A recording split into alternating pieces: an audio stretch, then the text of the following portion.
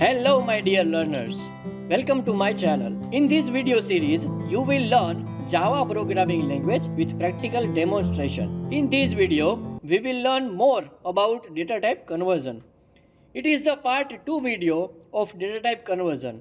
So if you want to learn data type conversion from very basic, I recommend you that to watch my previous video, that is data type conversion part 1. So let's get started. So in the previous video, we have discussed the data type conversion with 3 practical demonstration. So to continue with that, here what I am doing is, I am first of all, I am just creating a file, saving the file in the Java folder. We can say there is a file name is data type conversion 3. I have copied that file name and I have just created a class with data type conversion 4. Now I am saving the file in D drive Java folder. I am just saving the file with data type conversion 4.java. So now I have the file. In that file I have the class name as data type conversion 4, and in that I have created a main function.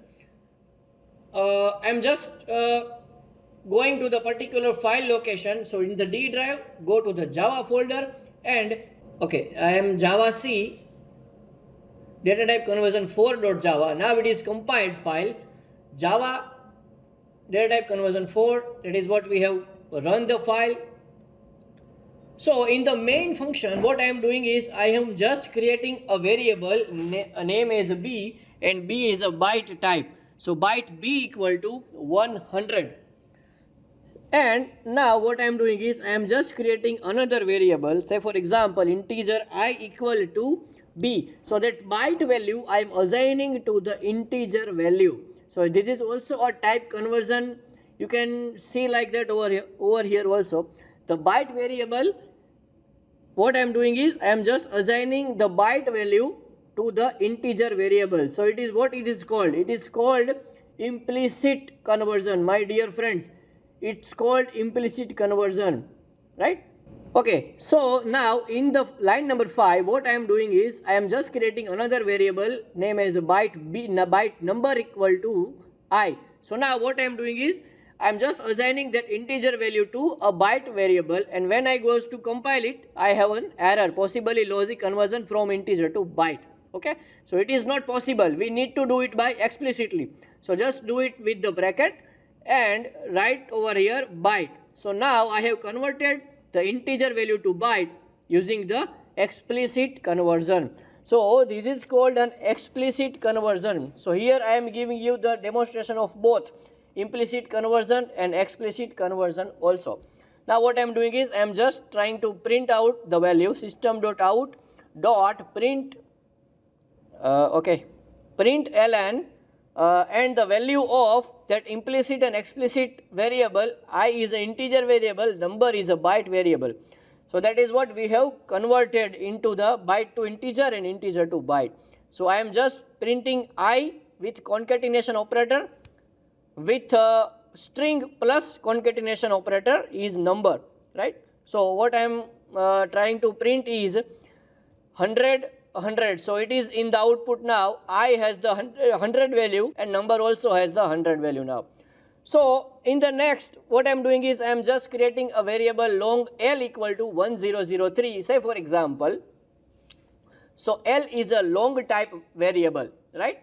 So and in the next line I am just writing the float f equal to 3.14. So my dear friends, I am creating a variable with the type float, and 3.14, if you write 3.14 only, it will be a double value. So you need to write the f after the value so that the value can be float, right? Now the 3.14 f we have written, it means it is a float value. Now what I am doing is I am just assigning the float value to the long value. So floating value easily casting into long, it's an integral type. So long is an integral type and float is a floating type. So what we are getting into the output now. So now let's take it, compile the file. When we try to compile the file, it is giving the error. So that is what we need to do it by the explicit conversion, because this all the conversion is related to the range of the data type, right? You can see my previous video to understand what is the range of the data type. So here the possibly logic conversion is an error. So to solve this error, we need to convert that float variable into the long. So just cast it by the long. So long L is a long variable. So we need to cast it by a bracket using long. So this is what we are going for the explicit conversion. And now what I am doing is I am just printing the value, say for example print ln. So now I am compiling the file and now I am running the file. Okay, so I just need to change the variable I to L now. So now compile it again and run the file. You will get the 3 over there. Why this is happening? Because long is an integral type, L is a long value, long is an integral type, right? So in the integer type we cannot convert store the float value. So what I am doing is I am just creating another file with a class, say for example data type conversion 5. I am giving you the 5th demonstration of data type conversion, right? So I am saving the file in the D drive in the Java folder. I am just saving the file with conversion5.java, and I have created a class. In that class I am writing the main method. Main method is a starting point of the execution. So now compile the file. Let's check the file. Compile completed. Okay, now run the file Java data type conversion 5. Okay, it is the file is run. So now in that what I am creating is I am just creating a character variable. Say for example character C equal to, in the single quote I am writing just A. So A it's an alphabet, A is one character, and here in the example C is a character variable. In the line number 4 what I am doing is I am just creating another character variable name as D. So character D equal to, what I am writing is 65 is an integer value, and that integer value I am assigning to the character variable. So it is very important and interesting also, like you can assign an integer value to the character variable. Now I am compiling the file, compile successfully, and now what I am going to do is, we do not have printed anything, so I am just printing over here system system.out.print. Say for example print ln C, variable C I am concatenating with a string, say for example plus double inverted comma, and that is also concatenating with the D.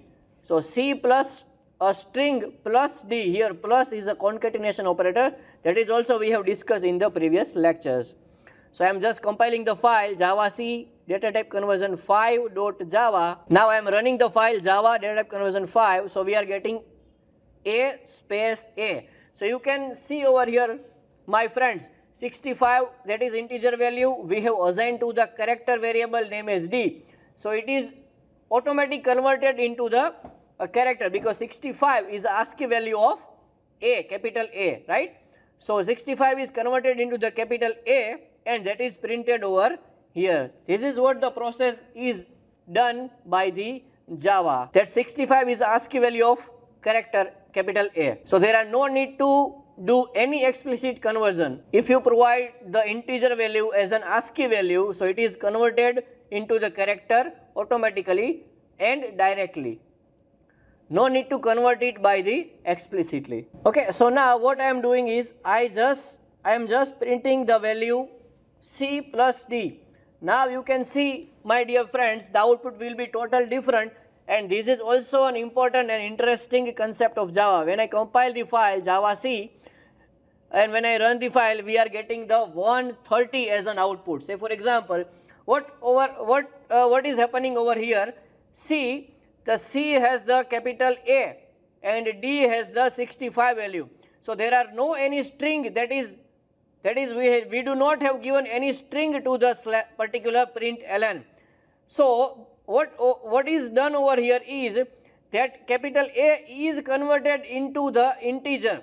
So C is a character variable, but we are printing with the D, and D has the integer value, right? So here what is opening over here is A is casting internally as an integer. So A has the ASCII value as 65 and D has the value of 65. So 65 plus 65, it means the total will be 130. That is how we are getting the output as a 130, right? So capital A is written over here, but when you print without string, it is converted into the integer. So now what I am doing is I am just creating a variable boolean b equal to true. Now I am working on the boolean value also. Boolean b equal to true, right? And I just wanted to print the value, say for example system.out.println b. So in the output we will get the value as a true. Now what I am doing is I am just converting with the string, concatenating with the string. So I am writing is, say for example b equal to, okay, let me just compile and run the file. If, say for example, if b, so b has the true value, and if b means the condition is true, if the b has the true value, then if block will be executed, right? And in the else part, what I am writing is system.out.println, it's a false part. So if the b variable has true value, so the if block will be executed, and if the b has do not have true value, then the else part will be executed. So that's all from my side, guys, on the data type conversion.